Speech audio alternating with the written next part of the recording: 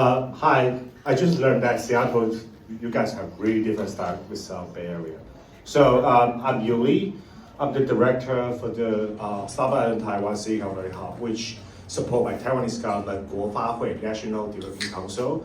So what we try to do is like helping Taiwan startup ecosystem to connect with US one. So that's our main mission. So today I'm sharing about cross-border things because I think probably most of you guys is Taiwanese or Taiwanese American. So a lot of people trying to do fundraising in both two parties, and we met a lot of barrier, a lot of very different things in between. So that is something we probably can share some story, some true story. I realize it's very, true reaction, no mask, which Jonathan mentioned about that, right? So this is a very good one. We can talk about deeper about that part.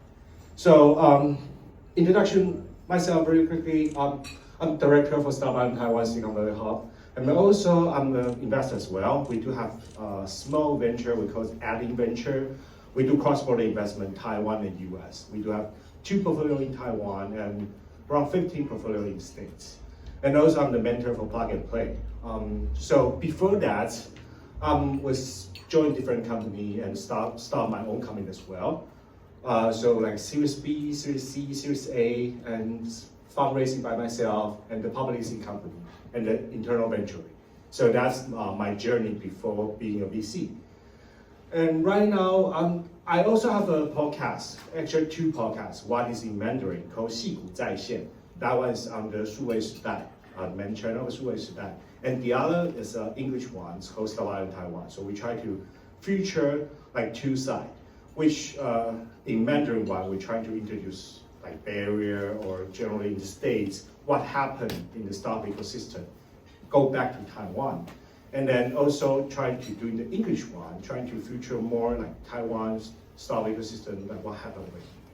So that's VC, the hub, the ecosystem builder, and the media at the same time. So true story, which happening 3 weeks ago. There's one AI company from Taiwan, and they just come visit us in the hub and trying to tell us more about they try to do fundraising in the Bay Area. And in this story, they just show me the cap table like this one. So the capital in this in the I think right side, this is a Taiwan fundraising, and I just hide the company name, but the number is around the same. It's around that kind of cap table. So it shows the founder teams only have 48% share before Series A. And that's almost the same number. But in the States, most of the cap table expect by US investors is probably before around Series A, the founder teams still have like 70 or 80%. That's the most of the Bay Area ecosystem expecting. So that team, when they try to meet me and we discuss about their pitch deck, discuss about their cap table, I realize it's a huge culture difference, huge a barrier in between. So the other situation after the cap table is about valuation. Because valuation is very different between Taiwan and US. For example, in Taiwan, the median or average Series A raising around 3 million to 50 million is the public number. So, and the Series A pre-money valuation is around 10 million to 50 million. And the average deal size on stage is around 5.83 million, around 5 to 6 million. In the United States, very different. For the median Series A raising around 50 million, and the median Series A pre-money valuation is around 50 million to 55 million. So the US investor, for sure, there's more money over here, right? So the ecosystem very different. So a lot of time, the first things first, when Taiwan entrepreneur come to the state, the first thing what they meant is like the fundraising background is very different. The habits very different. People see in different perspective. Okay, so the true story we try to start from the cap table and then go to the valuation. So valuation perspective very different. And then the market size between Taiwan and US is very different as well. So this is the true number happening in 2025. The general capital market is very different. In Taiwan, I would say Taiwan and US, we try to compare these two. The capital pool would be around 100 larger. I mean, the US is larger than Taiwan. And the CVC and VC percentage in the real, like say, let's say stock investment is very different as well. For the Taiwan side, 27% is VC. And then, but the CVC is around 73% is CVC invest. But if you go back to States, the VC is around 80%, but the CVC around 20%. So the culture difference, the capital markets difference, it makes the startup should think about very, very different way. But I think start from this year, usually in the Bay Area, most of the investors focus on software. But start from this year, Jensen Huang mentioned a lot about like physical AI, like robotics. So right now in the Bay, we realize a lot of the new stuff actually they're doing something Taiwan, let's say Taiwan really focused on before, which like module, which like a sensor, which like a robotics, which like a, industrial automation stuff, like the hardware thing, or combine software hardware together. And that makes things a little different. So I just try to bring out something like right now, what probably in the Bay Area, what investors really focus on. So this is what we, in our VC firm, we try to analysis. Like infrastructure layer, foundation model layer, application layer, and the full stack layer. And we do believe that right now, lots of the startup, they probably have a lot of opportunity in infrastructure layer and application layer. But another things is happening like this stuff from this year. This is the YC document we call request for startups. Before 2024, I think they announced every 6 months. But after 2025, they start to announce that every 3 months. So which change very frequently. And this is the, I using AI, try to summarize like what happened in 2026, the summer request for startup. You can see there's no consumer first, no consumer app, only like data, only like, a lot of them they still doing software, but they doing like B2B solution, they doing like software stack, they doing like infrastructure, and they focus on different industries, for example, like space, like semiconductor, which YC never highlight before. So that is something very, very different compared compared to before. So yeah, so that's something we see a lot of opportunity in the Bay Area right now. So my recommendation, you see, we see the first story is about the cap table we have, right? The Taiwan US very different. And second, we mentioned about, because the evaluation is very different. So my recommendation, if you are a founder, you're trying to fundraising between Taiwan and US, what should you do? So the first one is like lead by US investor and followed by Taiwan's investor. That which means you try to set some structure by US lead investor. That is something I learned. The story behind that is one of our portfolio company, actually we're going to raising around $20 million US, and we're gonna close really soon. And then their evaluation, I think between 100 million to 150 million US dollar. So what they do is like they are lead investors in the States, but most of the follower investors in Taiwan. So that is what we see is like kind of a successful story. Like, still have some money from your hometown, but the whole structure, including company structure, including the investor, is actually trying to set up in the States. This probably is a good strategy to bring that two cross-border players together. And then the second recommendation is to choose the right industry. I was helping when I just moved to the Bay around 10 years ago. Before that, based in Taiwan and some other Asian cities. So I was helping a Taiwan startup in Taiwan. Its original come from 成功大学 in Tainan. So they actually, the CEO just told me that in that time, 50 years ago, they just told me that they just finished fundraising in 招待所. 招待所 is more like private, I don't know, street club kind of things. And I was like, seriously? Is street club kind of?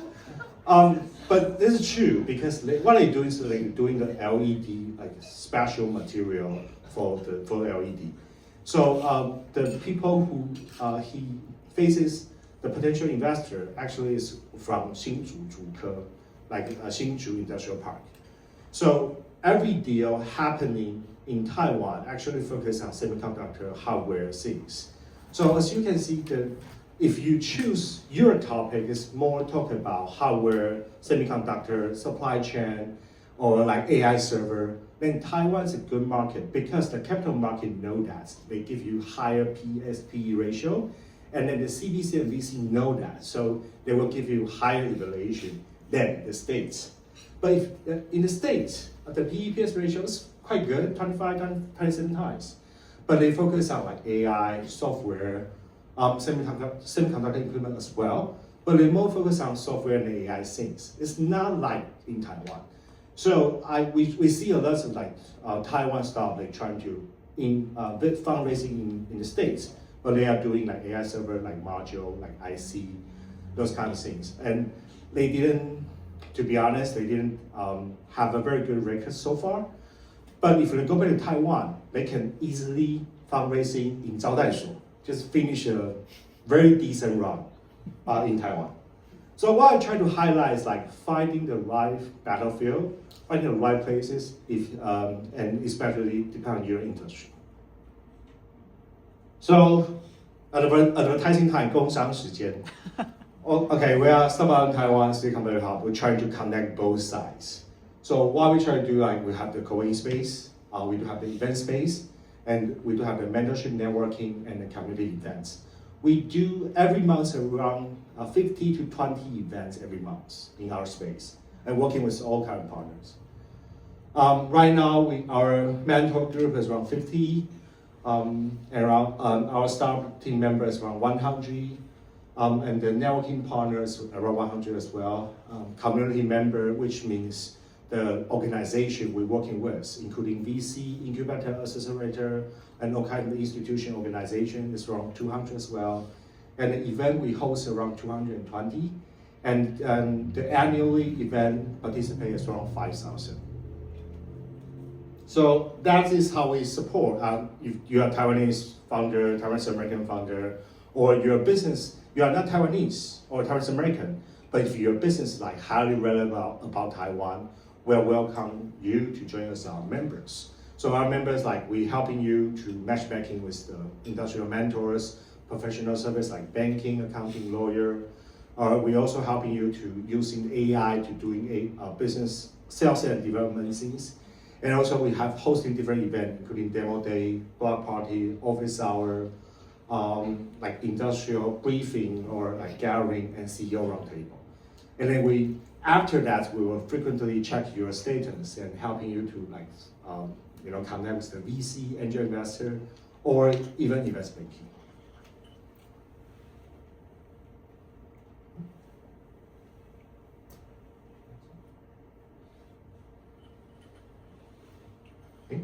Okay. Oh, okay. So that is it's old version, but you can see the familiar faces like Timothy over here, and actually it's our first time meeting in person. And then some of the friends from in the Bay Area or in the general in the States, we invite them as like our mentor advisor, helping us to grow. So this is our Luma page and website. So feel free just to scan and join us as a member. You can virtually join, it's fine. And we have a lot of online events as well. Yeah, so this is my sharing. Thank you. I do have around 5 minutes. So if anyone have any question, feel free, just raise your hand. Any question?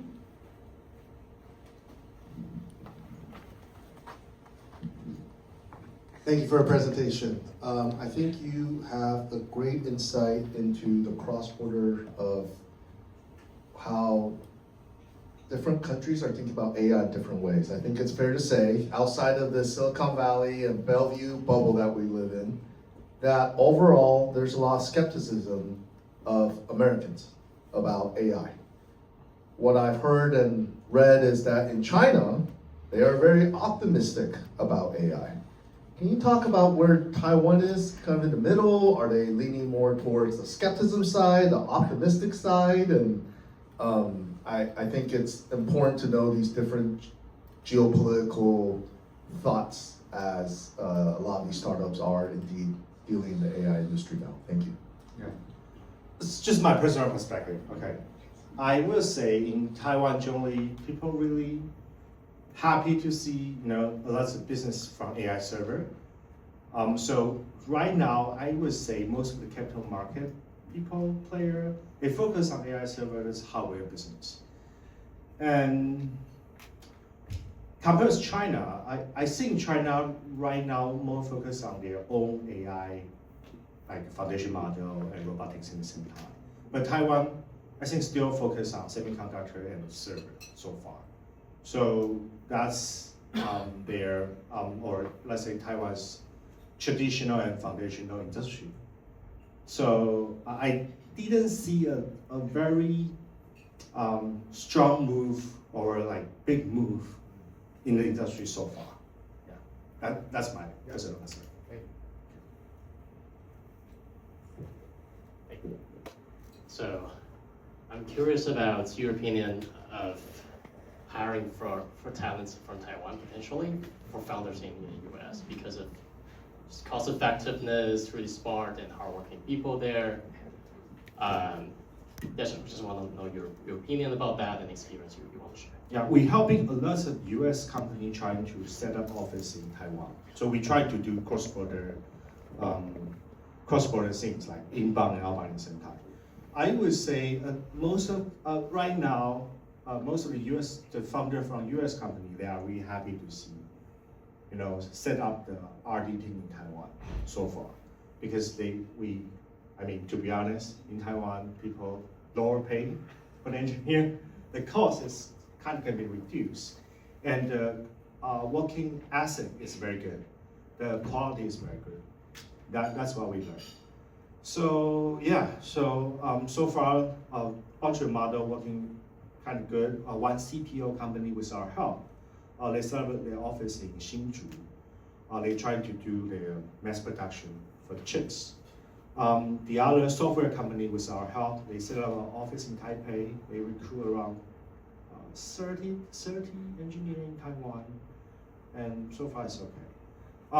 But through their experience, what I learned is like maybe the language is not a barrier, because right now most of the Taiwanese engineers, they can speak quite good English so far, and most of the time engineers just probably they don't speak. They just like ping each other most of the time. Young generation, I don't know.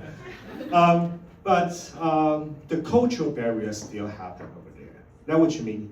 Most of the Taiwanese engineers, just like me or YC, is just very shy, We're not good in public speaking. So we're our friends, so should be fine, right? What I learned is like the culture difference still there. Lots of US founders, they try to figure out what the engineering in Taiwan, what they really thought. So that's the main barrier so far. So what I suggest is like you hire someone who is Taiwanese, know the culture, and experience how to management the team in Taiwan. That's so far we see the very good way to solve that kind of problem. We are actually at time, but I believe Uly will be with us for another while. Yeah, if you don't mind finding Uly, sorry, that was my bad on the brake control, but please, another round of applause for Uly. Thank you.